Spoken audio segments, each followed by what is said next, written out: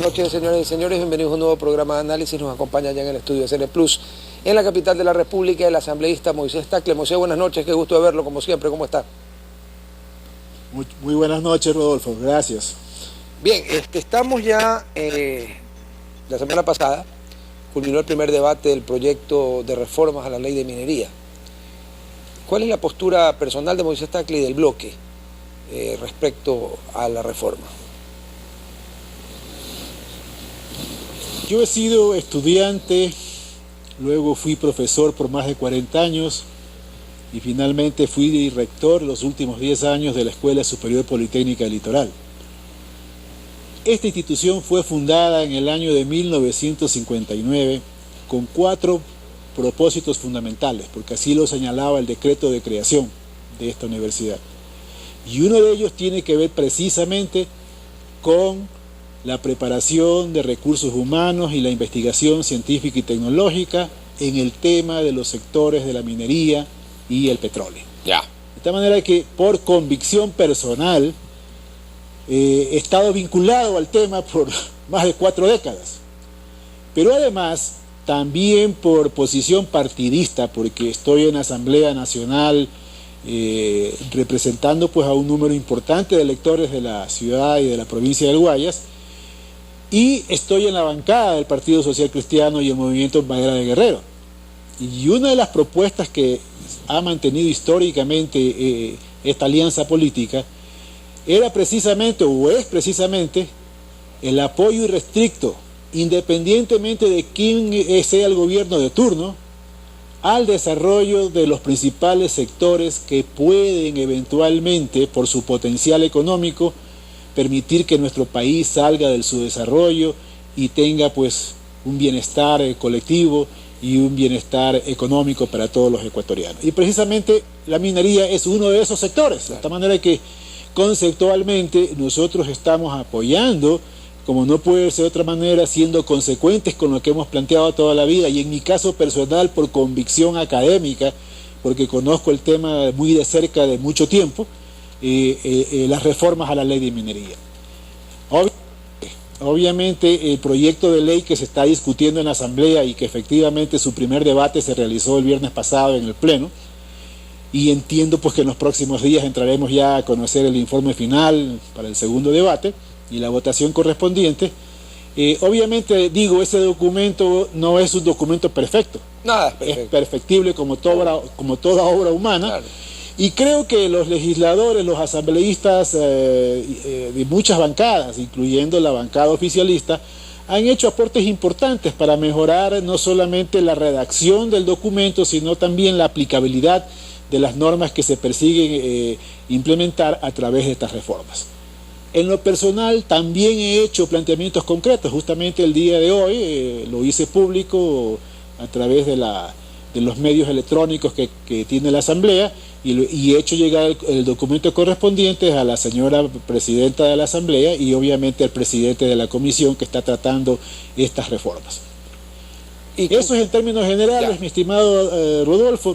Ahora, hay temas polémicos, como no puede ser de otra manera, en un tema tan sensible como es el de la minería, ¿no? Un punto de orden, un puntillo de orden, como dirían en la Asamblea. ¿Y cuáles son las posturas o los puntos o los temas o las sugerencias en el documento que tanto de manera electrónica como físicamente has hecho llegar en la Asamblea? Básicamente, ¿qué es lo que sugieres?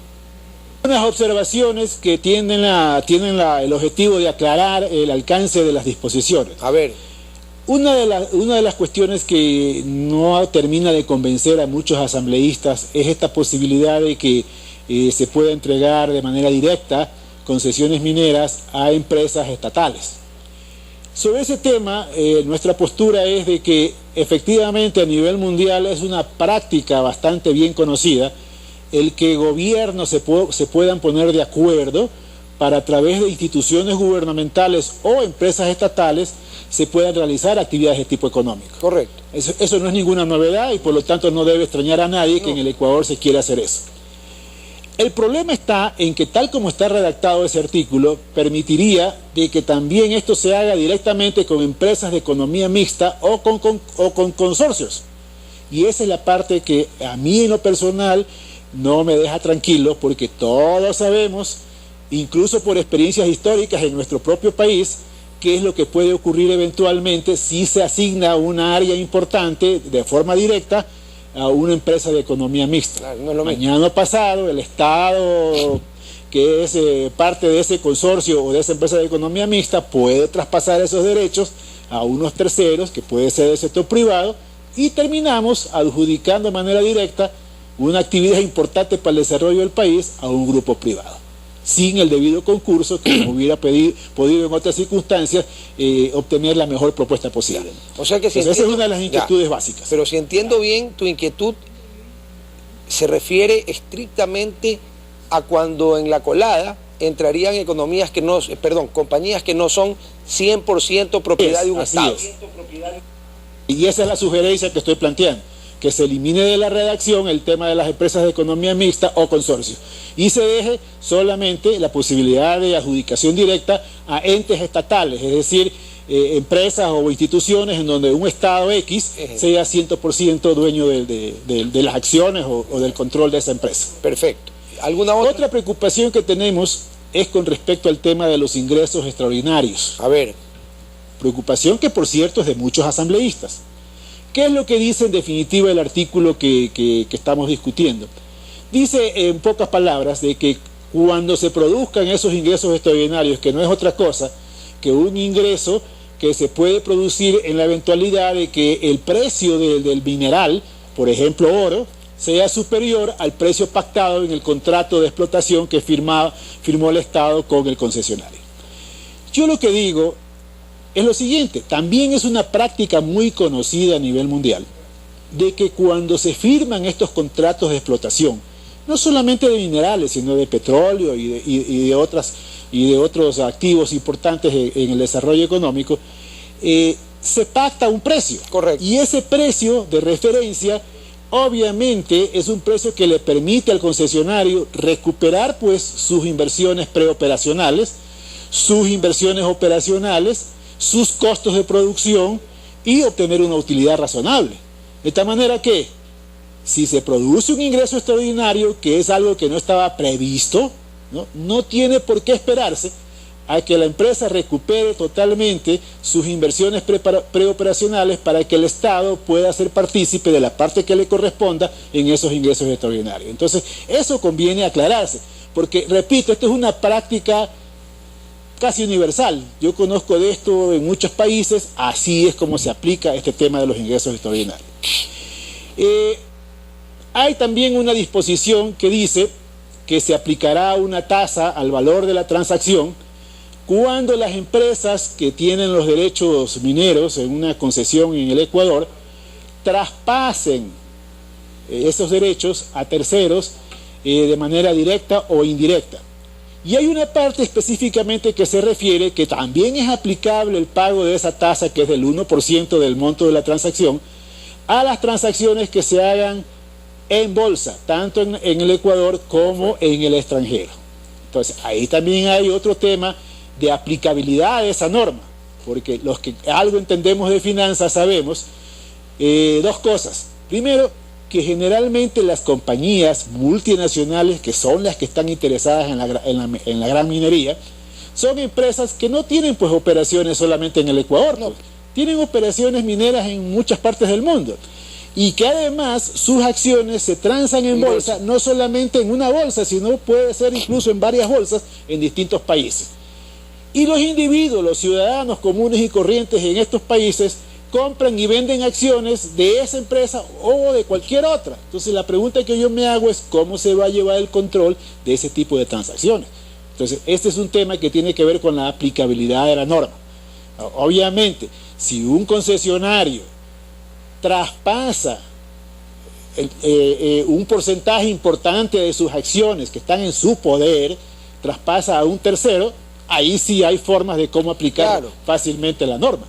Pero repito, en el caso de que son transacciones individuales de las millones que se realizan en la bolsa de valores del mundo, yo creo que esa norma no es aplicable, por lo menos como está redactada. Habría que aclararla. Moisés, se nos va el tiempo. Luego hay el tema este... Como se nos va el tiempo, porque ya me empezaron a hacer la mala seña con 2 dedos.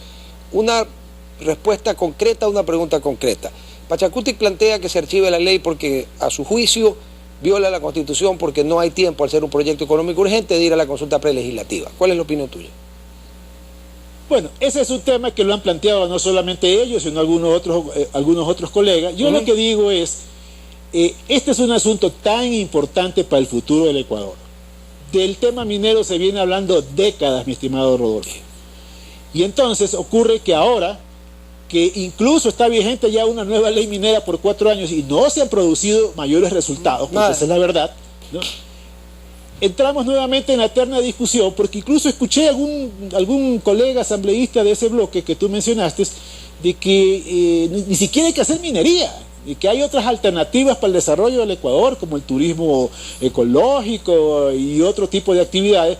Entonces, frente a ese tipo de posiciones en donde sabemos de antemano cuál va a ser el resultado de una consulta que pudiera hacerse a los pobladores que estén más directamente vinculados a la zona de la concesión, me parece a mí que realmente es hora de que se tomen decisiones por el futuro de la patria. Y si esto llegara a ser un asunto de gran polémica nacional que divida a los ecuatorianos, creo que va a haber una consulta próximamente sobre algunos temas. Ahí podría pues preguntársele al pueblo ecuatoriano si quiere o no quiere una minería a gran escala responsable, que cumpla con todas las normas ambientales y las más altas normas técnicas en el Ecuador. Bien. Entonces, esa sería la oportunidad de una vez por todas para zanjar este tema, pero lo que no se puede plantear por grupos pequeños es decir, no a la minería a rajatablas, ¿no? Sí, sin mediar posibilidad alguna de conversar sobre estos temas, ¿no? Sí. El Ecuador de este momento y de hace mucho tiempo no es, para mala suerte de algunos, un estado feudal, donde los barones, los duques, los condes y los marqueses dicen qué hacen con sus territorios. Esto ya no es así y la gente lo tiene que entender. Moisés, muchísimas gracias por habernos acompañado. Como siempre, un gusto verte. Un abrazo. Gracias. Muchas gracias, Rodolfo. No se vayan, nuestro siguiente invitado está ya en el estudio de CNE Plus en la ciudad de Guayaquil. Enseguida volvemos.